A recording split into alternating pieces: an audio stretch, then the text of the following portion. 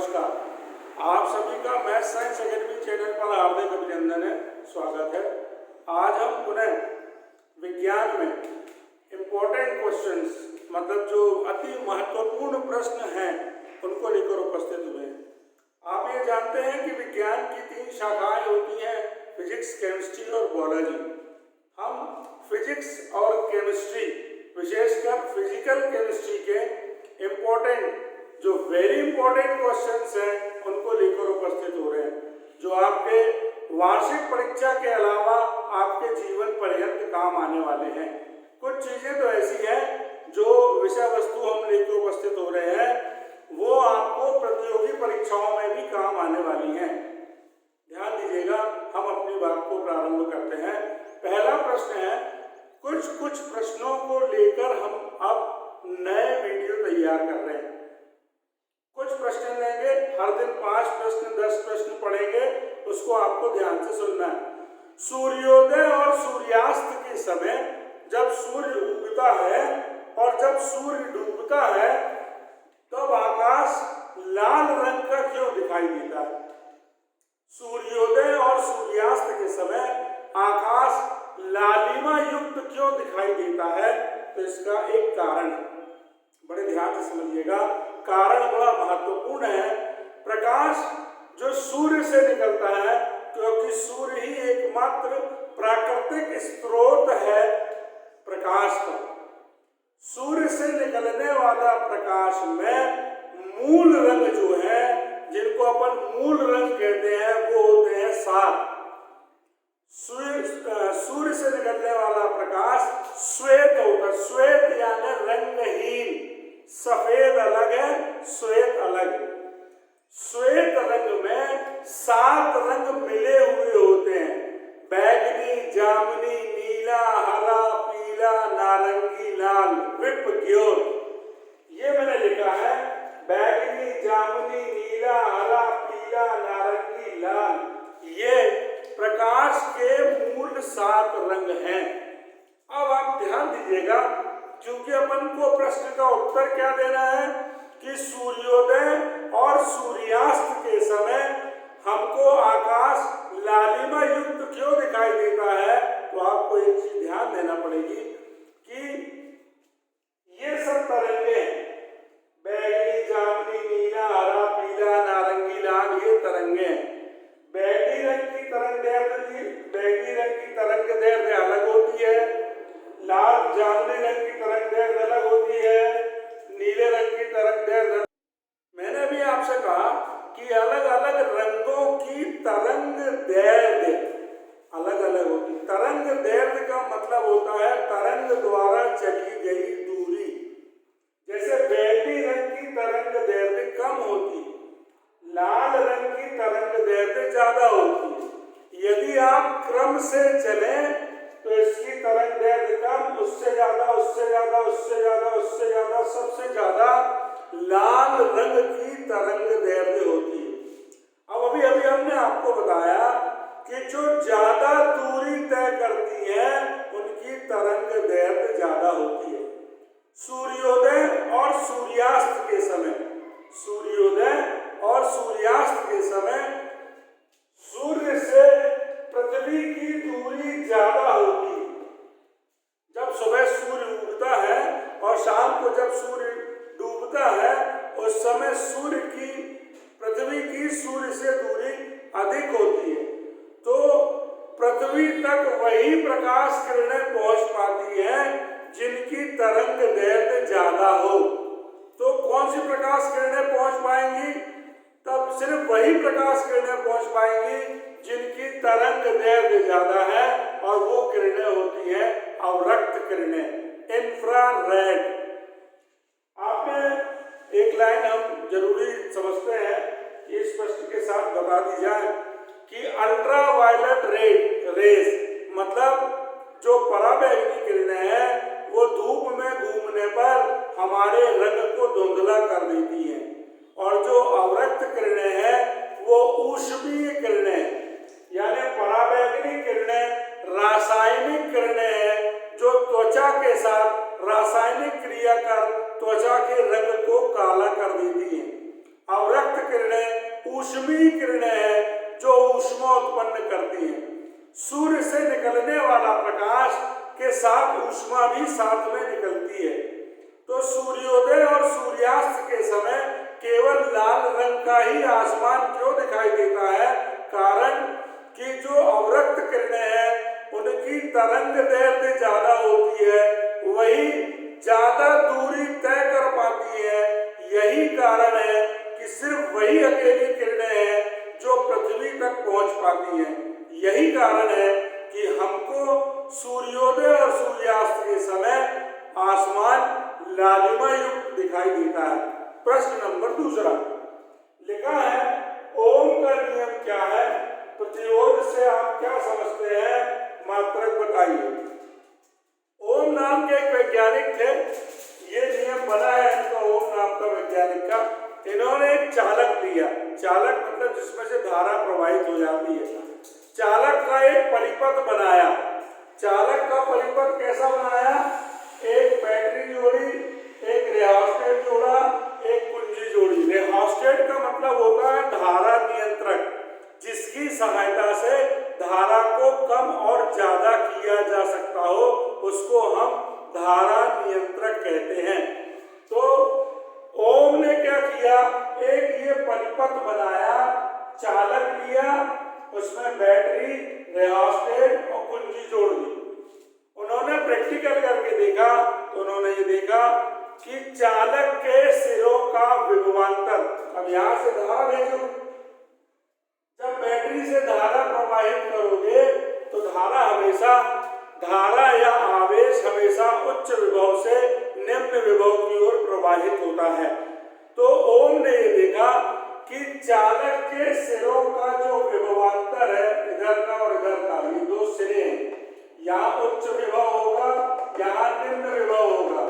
तो चालक के सिरों का विभवांतर उसमें बहने वाली धारा के समानुपाती होता है। ओम का नियम यह है कि किसी भी चालक में यदि भौतिक परिस्थितियां अपरिवर्तित रहें, यानी चालक गर्म ना होता हो, पिघलता ना हो, किसी प्रकार का कोई परिवर्तन ना होता हो, तो यदि किसी चालक की भौतिक परिस्थितियां अपरिवर्तित है तो चालक के सिरों का विभवांतर चालक में बहने वाली धारा के समानुपाती होता है। समानुपाती का मतलब होता है एक को बढ़ाओ दूसरा बढ़ जाए, एक को घटाओ दूसरा घट जाए। जब भी हम समानुपाती का चिन्ह अलग करके बराबर का चिन्ह लगाते हैं, एक नियतांक रखते हैं। ओम ने जो नियतांक रखा वो रखा आर, जिसका नाम है प्रतिरोध और उसका मात्रक है ओम। ओम ने जो नियतांक रखा, जो कांस्टेंट रखा, उसको आर से प्रदर्शित किया और नाम दिया प्रतिरोध। अब आप ध्यान दें, अगर हम आई को नीचे ले जाएं तो V के बटे आई बराबर बचेगा आर। तो दूसरी परिभाषा पर हम बना सकते हैं कि चालक के सिरों का विभवांतर और चालक में बहने वाली धारा के अनुपात को प्रतिरोध कहते हैं।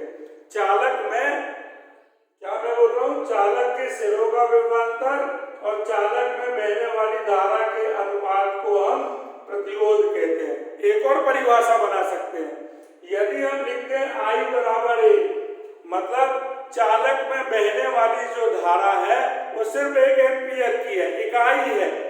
तो यदि किसी चालक में इकाई धारा प्रवाहित की जाए तो उसके सिरों का विभवांतर उसके प्रतिरोध के बराबर होता है। हम परिभाषाओं को सूत्र के अनुसार कई प्रकार से बना सकते हैं। जैसे अभी हमने आपको उदाहरण दिया कि पहली परिभाषा हुई कि विभवांतर और धारा के अनुपात को प्रतिरोध कहते हैं। दूसरी हुई यदि किसी चालक में प्रवाहित धारा इकाई हो तो उसके सिरों का विभवांतर उसके प्रतिरोध के बराबर होता है। तो आपको ये ध्यान रखना है। अब आप एक चीज और ध्यान रखें, प्रतिरोध के बारे में मैं आपको एक बात ध्यान दिला दूं कि ये तो इन्होंने अपने नियम के अनुसार नियतांक रखा प्रतिरोध। प्रतिरोध वास्तव में होता क्या है? प्रतिरोध है विरोध करने की क्षमता।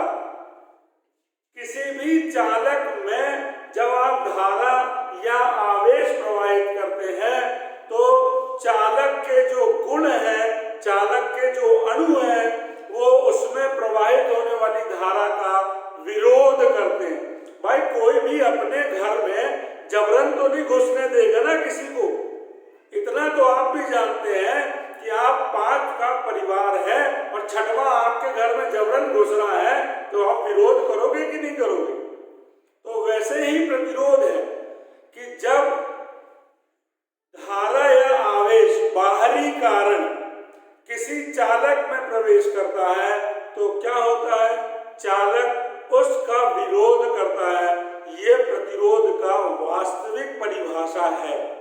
ये तो उसके हिसाब से, नियतांक के हिसाब से प्रतिरोध की वास्तविक परिभाषा दूसरी है। वास्तविक परिभाषा ये कहती है कि चालक में प्रवाहित होने वाली धारा या आवेश का विरोध करने वाले गुण को हम प्रतिरोध कहते हैं। अब आती है बात अगले प्रश्न की। इंद्रधनुष क्यों बनता भाई? इंद्रधनुष बरसात के दिनों में जब हल्की फुल्की वर्षा होती है और हम लोग कह देते हैं कि कौवे की शादी हुई, चिड़िया की शादी हुई और इंद्रधनुष बन जाता है। सुना होगा ना आपने तो बचपन में। तो ध्यान देंगे आप, क्या होता है, हमारा जो वायुमंडल है, वायुमंडल में धूल, धुआं, गैस, ये सब चीजें ऊपर पूरे वायुमंडल में जब कम मात्रा में पानी गिरता है, देखो अधिक मात्रा में पानी गिरेगा तो वो पूरी धूल, धुआं सबको नीचे ले आएगा। यदि अधिक मात्रा में पानी गिरा तो वायुमंडल का जितना धूल, धुआं है वो सारा का सारा जमीन में आ जाएगा। लेकिन यदि कम मात्रा में पानी गिरा तो क्या होगा कि वो जो पानी की बूंदें हैं वो वायुमंडल के जो धूल और धुएं के कण हैं उनके ऊपर जमा हो जाएंगे। फिर ध्यान से सुनिएगा, यदि पानी कम मात्रा में गिर रहा है, बरसात कम मात्रा में हो रही है, तो जो पानी की बूंदें होती हैं, जल की बूंदें, वो क्या हो जाती हैं, वो ऊपर वायुमंडल में जो धूल और धुएं के कण हैं उनमें छोटी छोटी बूंदों के रूप में जमा हो जाती हैं। अब क्या फायदा? ये पानी की बूंदें प्रिज्म के समान व्यवहार करती हैं। प्रिज्म का मतलब समझते हो ना? प्रिज्म मतलब वो जो श्वेत प्रकाश को 7 रंग में बांट देता है, वो प्रकाशिक यंत्र प्रिज्म कहलाता है। ध्यान देना है आपको, आपने प्रैक्टिकल में पढ़ा है कि प्रिज्म वो प्रकाशिक यंत्र है जो क्या करता है, श्वेत प्रकाश जब आपतित कराओ तो उसको 7 रंग में विभाजित कर देता है। सूर्य से आपतित श्वेत प्रकाश को 7 रंग में बांट देता है। तो ये जो पानी की बूंदें हैं, ये जो जल की बूंदें हैं, ये जल की बूंदें प्रिज्म के समान व्यवहार करने लगती हैं। तो क्या फायदा होगा? सूर्य से आने वाला प्रकाश जब इन बूंदों पर पड़ता है तो ये बूंदें चूंकि प्रिज्म के समान व्यवहार करती हैं, तो ये उस आने वाले प्रकाश को 7 रंग में बांट देती हैं। जब वो 7 रंग में बांट देती हैं तो हमको इंद्रधनुष दिखाई देने लगता है। फिर ध्यान से सुनिएगा कि वायुमंडल में जो धूल धुएं के कण हैं, वो धूल धुएं के कण में जल की बूंदें जमा हो जाती हैं जो प्रिज्म के समान व्यवहार करती हैं। सूर्य से आने वाला प्रकाश जब इन बूंदों पर पड़ता है तो ये बूंदें उन प्रकाश की किरणों को 7 रंगों में बांट देती हैं और वो 7 रंग के कारण हमको यहाँ पर इंद्रधनुष दिखाई देता है। अब लास्ट प्रश्न जो आज का है वो है चुंबक और चुंबकीय फ्लक्स। उसको समझने के पहले आपको ध्यान देना है, चुंबक जो है आकर्षित या विकर्षित करने का एक विशेष साधन है। चुंबक के बारे में तो आप थोड़ा बहुत जानते हैं कि चुंबक के 2 ध्रुव होते हैं, उत्तर ध्रुव और दक्षिण ध्रुव। चुंबक के ठीक बीच में उदासीन बिंदु होता है। चुंबक के बारे में मैं बता रहा हूँ, चुंबक में 2 ध्रुव होते हैं, 2 पोल होते हैं, नॉर्थ एंड साउथ, उत्तर और दक्षिण।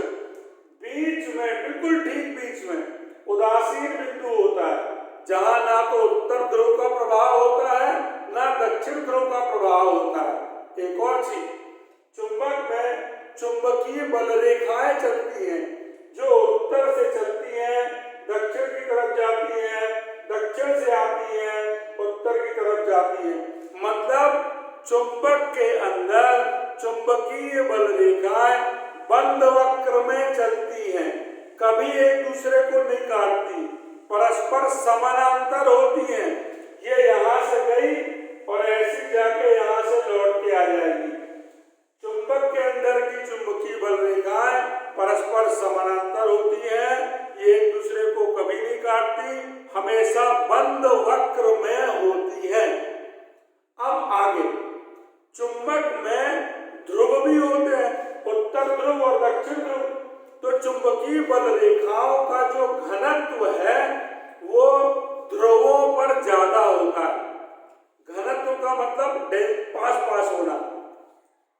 चुंबक के दोनों ध्रुवों पर चुंबक का बल रेखाओं का घनत्व सबसे ज्यादा होता है। अगर यही चुंबकीय बल रेखाएं चुंबक को खुला छोड़ दिया जाए और चुंबकीय बल रेखाएं बाहर निकलने लगे तो उसे हम चुंबकीय फ्लक्स कहते हैं। ध्यान दीजिएगा, मैग्नेटिक फ्लक्स क्या होता है? यदि हमने चुंबक को खाली छोड़ दिया तो चुंबक में से जितनी बल रेखाएं हैं वो सारी की सारी बाहर निकल जाएंगी, उनके समूह को हम चुंबकीय फ्लक्स कहते हैं। अगर आपको आज का ये वीडियो पसंद आया हो तो इसे लाइक करें, शेयर करें, हमारे इस मैथ साइंस एकेडमी चैनल को ध्यान से सब्सक्राइब करें। अभी भी आप अपनी आदतों में मतलब अपने जो आपके बहुत अच्छे गुण हैं उनमें सुधार नहीं ला रहे। कारण ये है कि हमने आपसे कई बार कहा कि आप जब तक हमारे चैनल को सब्सक्राइब नहीं करेंगे ना तो आप जूम मीटिंग में शामिल हो पाएंगे, ना गूगल मीटिंग में शामिल हो पाएंगे, ना माइक्रोसॉफ्ट ऐप में शामिल हो पाएंगे, ना फेसबुक लाइव में शामिल हो पाएंगे, ना यूट्यूब लाइव में शामिल हो पाएंगे। लिंक कहाँ से मिलेगी? आप हमारे चैनल को सब्सक्राइब कीजिए, लिंक आप तक पहुंचेगी। लिंक के माध्यम से हम किसी भी समय पढ़ा रहे हैं। आप ये मत सोचिए कि हमने 1 घंटा पढ़ा दिया या आधा घंटा पढ़ा दिया और आपने उतना पढ़ लिया। हमारा मन होगा हम आपको रात को 10 बजे भी पढ़ाएंगे। हम आपको लिंक भेजेंगे, आप लिंक से ओपन कीजिए और पढ़ना शुरू कर दीजिए। जीवन में पढ़ने से ज्यादा कीमती कुछ भी नहीं है, इसलिए आप हमारे मैथ साइंस एकेडमी चैनल को ध्यान से सब्सक्राइब कीजिए। हमारी तरफ से बहुत शुभकामनाएं। आप स्क्रीनशॉट ले सकते हैं। धन्यवाद।